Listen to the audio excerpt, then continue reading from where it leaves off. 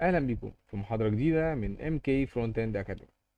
زي ما اتفقنا في الحلقه اللي فاتت، النهارده هيبقى تطبيق عملي واول مشروع لينا من خلال البوتستراب. تابعونا عشان نشوف هنعمل ايه النهارده مع بعض.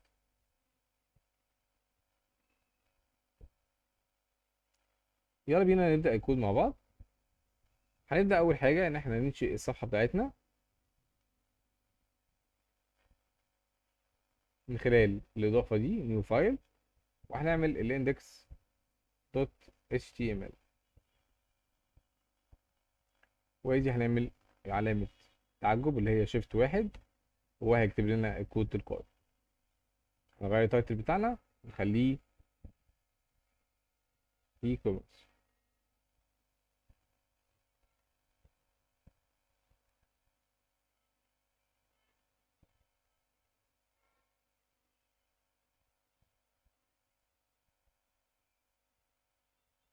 تمام. زي ما اتفقنا في المحاضرات السابقة ان احنا عشان نضيف البوتستراب لينا اكتر من طريقة. اول طريقة ان احنا نضيفه عن طريق السي دي ان، خدنا التفاصيل بتاعت السي دي ان. او الطريقة التانية ان احنا هنعمله داونلود. الطريقتين هم مفيش اي اشكال فيهم، الاتنين زي بعض وهيودوا نفس النتيجة. أه هنجرب دلوقتي ان احنا نعمل البوتستراب من خلال السي دي ان.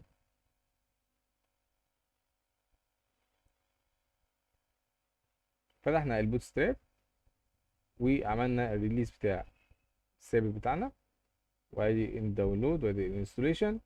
وقال لك والله عشان تعمل انستول اعمل له سي دي ان لينك. ادي اللينك بتاعنا،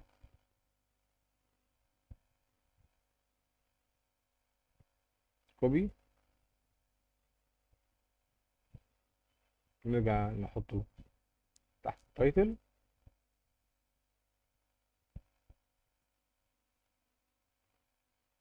تمام.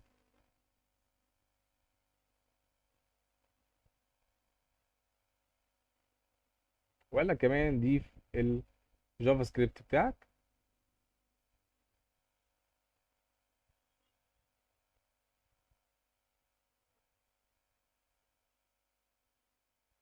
وهنضيفه اخر حاجه ادي السكريبت. احنا قلنا ان شاء الله الفتره الجايه هنعرف ايه هو اصلا السكريبت، ولكن ده مؤقتا بس لحد ما نبدا نتعود على السكريبت بتاعنا. سيف وكله كده تمام ان شاء الله. طب علشان نبدا نجرب، تعالى نشوف كده تجربه عمليه.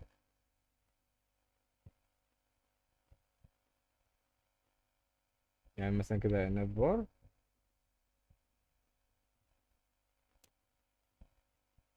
ناخد الجزء ده كوبي،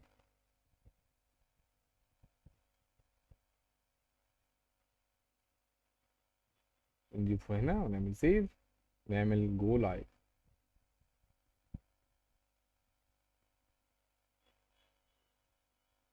بدأ معانا اهو تمام، ودي الاكتف تمام، وصغرنا الصورة شغالة وكله مية مية. ممتاز جدا.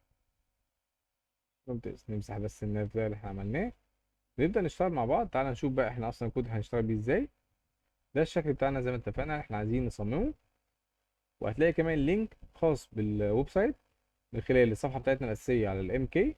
هتلاقي في الديسكريبشن ملف شامل فيه كل الصور والتصميم نفسه وال HTML كله، علشان تقدر تشوف الموضوع ماشي ازاي على الجهاز عندك.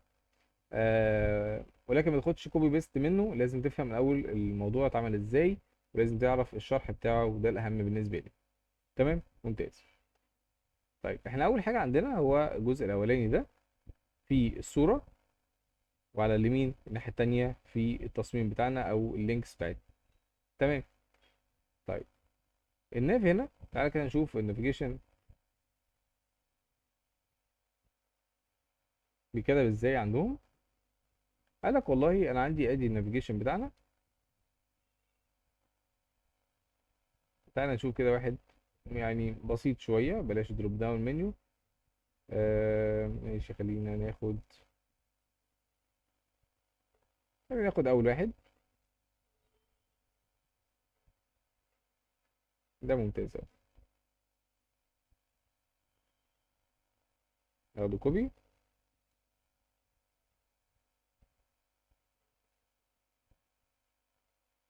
وادي الصفحة بتاعتنا، وادي الناس.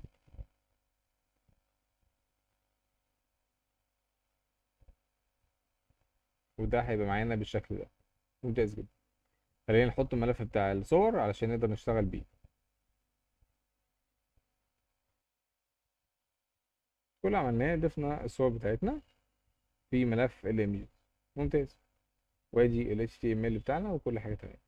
كل اللي احنا هنبدأ نعمله دلوقتي ان احنا هنبدأ نغير حاجة حاجة في التصميم بتاعنا. تمام. يلا بينا. هو قال لك ده النافيجيشن، وادي كونتينر، وادي النافيجيشن براند، وقال لك ان هي في الايه. لا انا مش عايز اخليها ك كلينك، انا هخليها صورة. ادي الايمج، وقال لك السورس كود بتاعنا هيبقى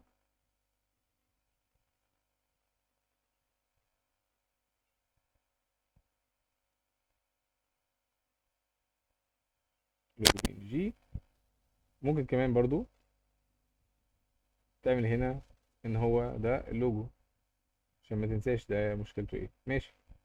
طيب، وادي اللينكات بتاعتنا. شيل اللينك الاخير اللي هو الديسيبل ده مش عايزينه، وهنكرر اللينك الاخير.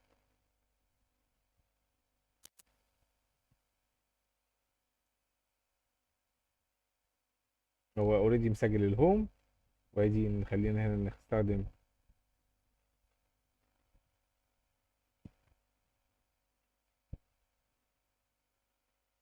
الشوب، وتحتيها نبدأ نستخدم كارت.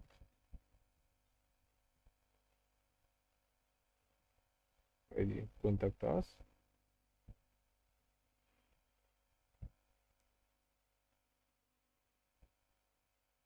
ادي الاباوت.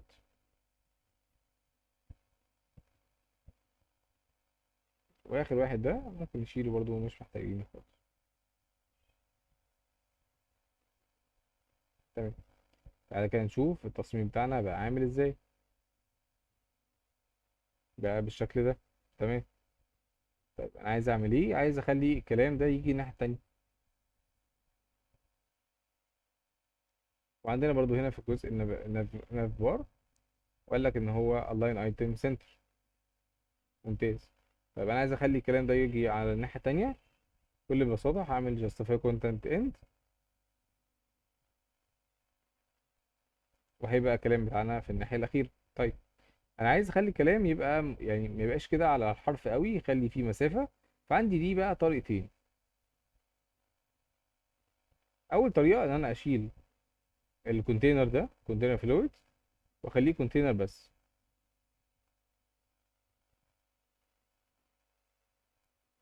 وهيبقى معانا بالشكل ده. تمام. ولو انا عايز اكبر المسافه ما بين العناصر دي، بكل بساطه هيجي عند، هي اصلا اخده نافيجيشن زي ما اتفقنا، ان الناف بار او داش ناف ياخد اصلا ديسبلاي فيكس. فانا هبدا اشتغل على ان انا اديله جاب 3 كمثال.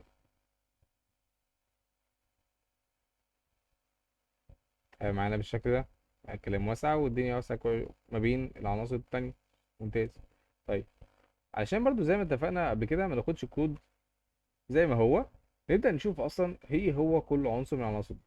لو جينا وقفنا عند الناف، قال لك والله ان انا مديله بوزيشن ريليتيف، مديله ديسبلاي فليكس، وفليكس راب، والاين ايتمز سنتر، جاستيفاي كونتنت سبيس بتوين، وعامل لك بادنج توب وبادنج بوتوم. تمام. لو انا وزي ما اتفقنا لو انا حبيت دلوقتي اغير في اي عنصر من العناصر دي، بكل بساطه هبدا ان انا اعمل ملف جديد اسمه ستايل دوت سي اس اس، وما انساش ان انا اعمل له لينك.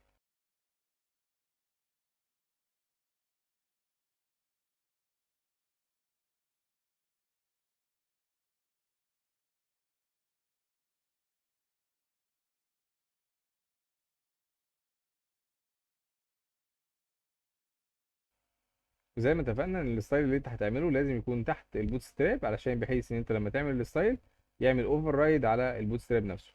تمام. ماشي. تمام. يبقى انا كده عملت الستايل وخليته ان هو يبقى بعد البوت ستراب، علشان لو انا عايز اعدل في الستايل بتاعي. طيب هنبدأ نعمل ايه دلوقتي في الستايل اللي احنا عملناه؟ اول حاجة ان انا هعملها، هكتب الهيد وهقول له سكرول بيهيفير سموث. ايه هو السكرول بيهيفير؟ اخدنا قبل كده ان هو طريقة السكرول عن طريق، لو انا دوست على لينك وهو هينقلني لمكان تاني، فهخلي السكرول بتاعي او حركة الصفحة تبقى سموز او بسيطة. تمام. حاجة تانية هبدأ اعملها، ابدأ ان انا اعمل روت. ليه بعمل روت؟ علشان ابدأ انا دلوقتي النهاردة هشتغل على الوان معينة، فانا بدل ما كل شويه اكتب نفس اللون، لا خلاص انا هكتب اللون ده في ان هو لون اساسي بالنسبه لي، بحيث ان انا ان شاء الله لو حبيت ان انا اعدل على الصفحه بتاعتي في اي وقت، انا هغير لون واحد بس والصفحه كلها هيتغير لونها. مش كل شويه هبدا ان انا اعمل اغير مثلا كمثال الكود بتاعي 1000 سطر 1000 سطر، اغير في ال 1000 سطر اللون بتاعي. فطبعا ده شيء صعب جدا ومرهق جدا. فانا اول حاجه هبدا اعملها 2 داش، والمين كولر بتاعي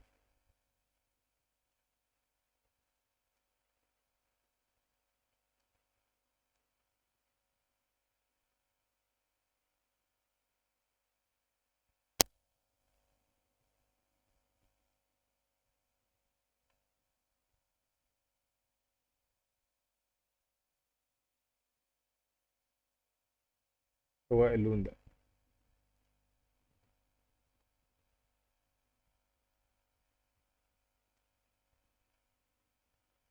هعمل حاجة تانية، حاجة اسمها مين كولر، اللايت بتاعه أو اللون الخفيف بتاعه.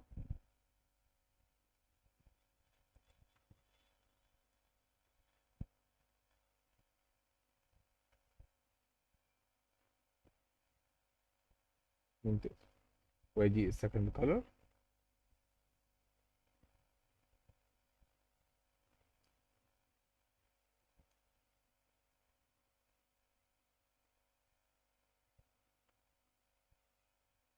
طيب، ليه برضه احنا بنكتب 2 داش؟ عشان نقدر نناديه في الفاريبل، او نعمل ان احنا نعمل فاريبل او متغير، فلازم عشان نقدر نناديه لازم الاتنين داش في الاول. تمام. وادي الثيرد كولر.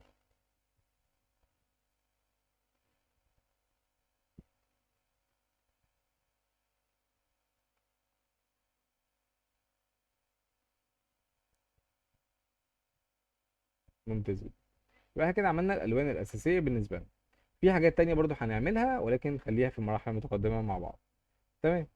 طيب،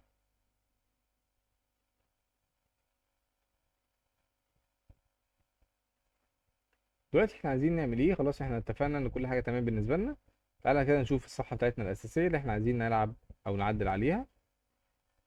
زي ما انت شايف، هو في اكن كده في سطر صغير حوالين او تحت العنصر، والعناصر لما اجي اعمل عليها هفر او ابدا اقف عليها، الشكل بيتغير تحتيها. ولما اشوف كده يبقى الاكتف بتاعي هو اللي فيه او تحتيه الشكل بتاعي او التصميم اللي انا عايز اعمله. ممتاز. طيب خلينا كده نشوف بيتعمل ازاي بالكود. العنصر الاساسي بتاعي هو اللي موجود جوه الايه. تمام. طيب، ولكن احنا عايزين نشتغل عليه بشكل منمق اكتر، فانا عايز احط كل الاي ده او كل العناصر اللي فيها الانكر تاج جوه يو ال. بكل بساطه هبدا اعمل دوت ناف، برضه دوت ناف، والاي، واعمل الكالر واعمله المين بار والمين كالر. ماشي. طيب، هي اصلا الناف بار دي اخده ايه؟ اخده ديسبلاي فليكس، وفليكس دايركشن كولوم، وليس ستايل نان. تمام. والناف الاساسيه اخده البوزيشن ريليتيف. انا بكل بساطه عشان ابدا دلوقتي احط حاجه تحت العنصر بتاعي لازم اديله بوزيشن ريليتيف، وادي العنصر التاني الافتر، ونشوف بتاع هيتعامل ازاي.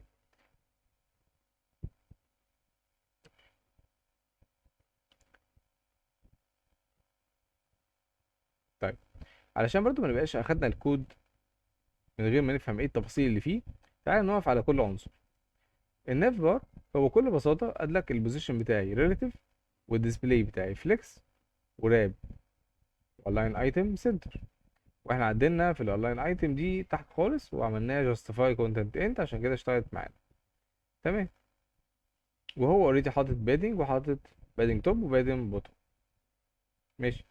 ايه الناف بار اكستند؟ كل الفكره ان هو بيخلي الفليكس راب بتاعه بيخليه نو راب، وبيخلي جاستيفاي كونتنت بيخليها ستارت. والباقي والبي جي لايت ده بيخلي اللون بتاع الخلفيه بلون معين يعني مختلف شويه عن الابيض. ممتاز. والكونتينر بتاعنا قالك الكونتينر ده هو مسؤول عن ان هو يخلي الويتس 100%. ودي الصوره بتاعتنا مفيهاش مشكله.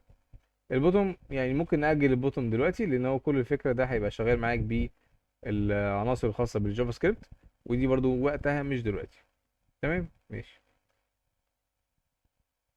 وتحتيها مديك بقى ديف كامله، وقايل لك فيها انها كولابس، انها تبدا تعمل ديسبلاي نون لما يبدا ان الويتس بتاعها يقل على عرض معين، ودي اللي احنا بنستخدمها في الريسبونسيف.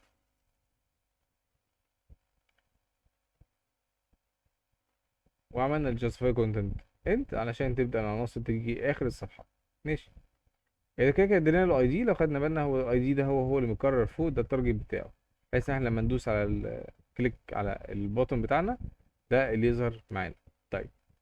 وبعد كده خلاص اشتغلنا على الديف الاخيره، وقال لك الناف بار ناف ده النافيجيشن بتاعنا، واداله ديسبلاي فليكس، وادي العناصر بتاعته. خلاص.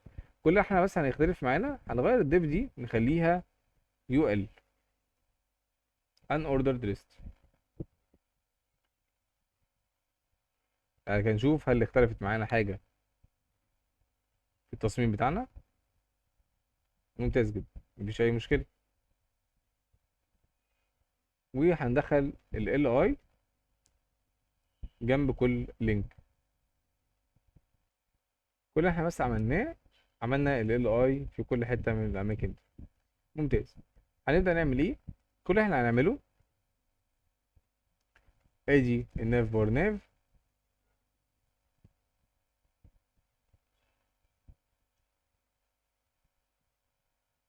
والال اي بتاعه،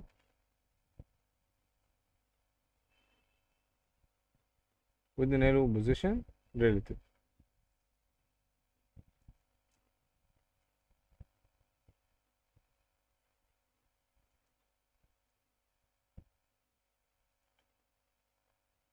هنعمل ايه بقى دلوقتي؟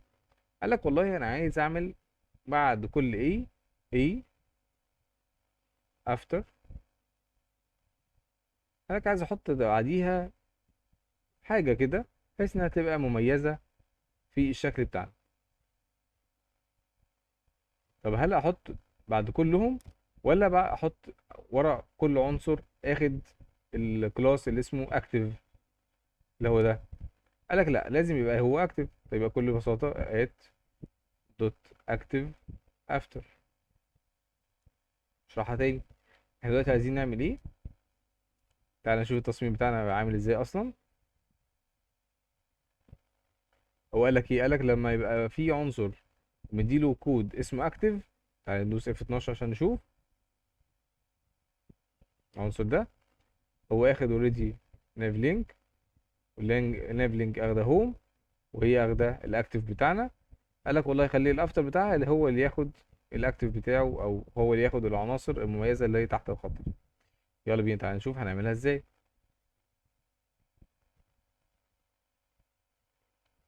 عشان يبقى يتحط عنصر لازم يحط الاول كونتنت، ونعمله كده. ممتاز. اديله بوزيشن ابسولوت عشان يختلف مع بعض، واديله ويتس،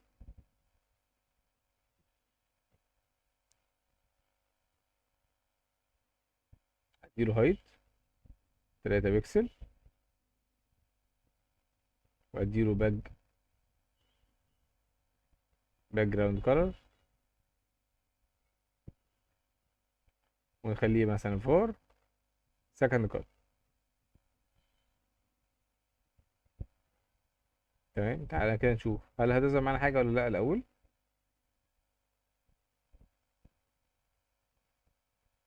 تمام، ظهرت معانا اهي.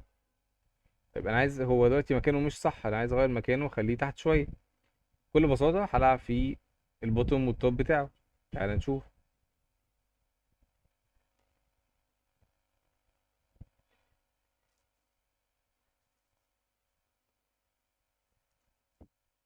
ممكن نعمل ايه؟ ممكن نخلي البوتوم، بص خلي بالك بقى النقطه اللي جايه دي، خليه سالب مثلا 5 بكسل.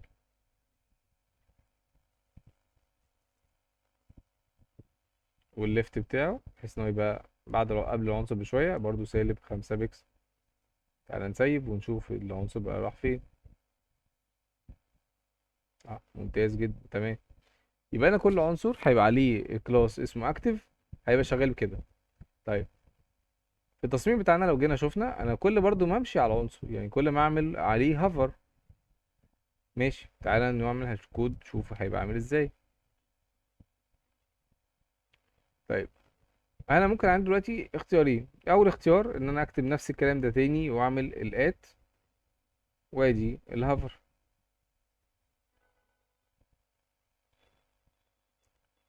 وادي نعمل الكود كله. تعالى نكرره وندوس سيف.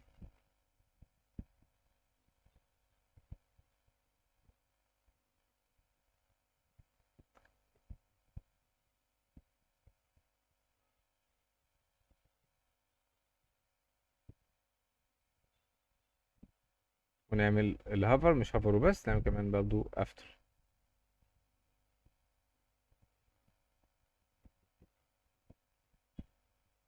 تعالى نشوف كود.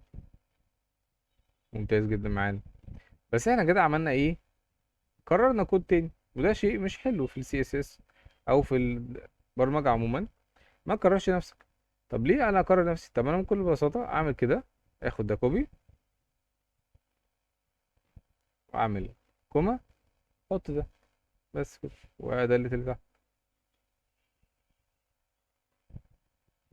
دوس سيف. تعالى كده نشوف هل هو بقى شغال معانا تمام ولا لا. اه شغال معانا وكله تمام. طيب تعال بس نراجع الاول نفهم احنا عملنا ايه في كود. الكود اللي عملناه عباره عن ايه؟ اخدنا كوبي من الناف اللي موجوده اصلا في الدوكيمنت بتاع البوتستراب، عدلنا عليها شويه حاجات. كل اللي عملناه بدل ما كانت هنا في ديف عملناها في يو ال. ليه عملناها كده؟ علشان ندي ال اي بتاعه البوزيشن الريلاتيف عشان نقدر نعمل عليه الافتر واللي فوق الافتر والهافر. ولما جينا اشتغلنا على سي اس اس عملنا الناف فور ناف وعملنا ال اي بتاعه وقلنا له ان انت بوزيشن ريلاتيف. وعشان نبدا نحرك العنصر اللي احنا عايزينه عملنا له بوزيشن ابسولوت. وبالتالي كده بدانا نحرك العنصر التالي ليه اللي هو الافتر. ماشي. ولما جينا برضو عملنا الهافر قال لك والله بدل ما يبقى الهافر بتاعك لوحده والافتر لوحده، قال لك لا خليهم الاتنين مع بعض. خلينا ايه الات دوت اكتف والافتر، والات الهافر بتاعها افتر.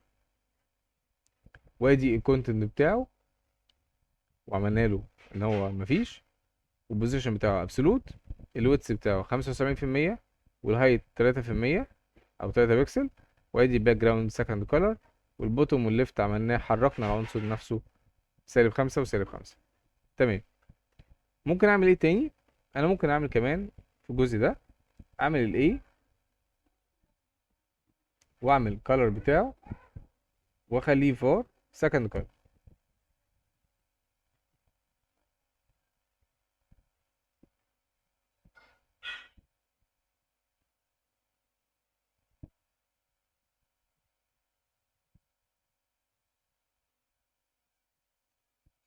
الاي دوت اكتف، خلينا دلوقتي ان العنصر اللي هو هيبقى اكتف ادينا له شكل تاني علشان يبقى شغال معانا. تمام. ممكن كمان نديله السيرد احسن، احنا اوريدي مختارين السيرد.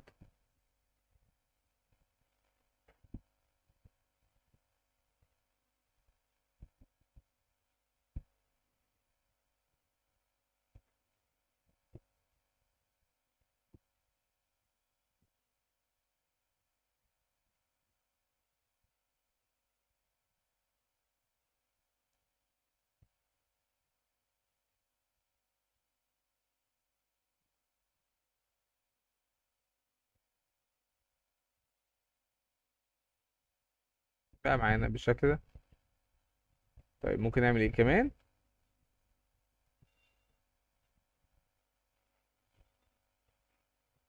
هنعمل الاي والهافر، ونخلي برضو الكالر.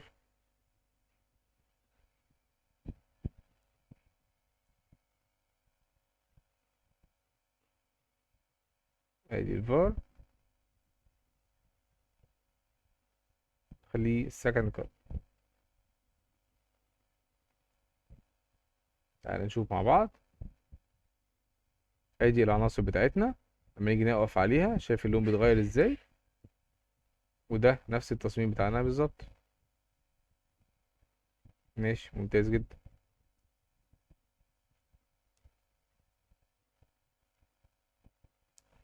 كده احنا يعتبر خلصنا اول جزء بالناف بار. كل اللي احنا ممكن نزوده، بس لو تقدر تشوف التصميم بتاعنا، احنا مزودين ايكون هنا. خلي الايكون دي في مرحلة متقدمة، وهشرحها لك في اخر الفيديو ان شاء الله. برعاية MK for Web Solutions.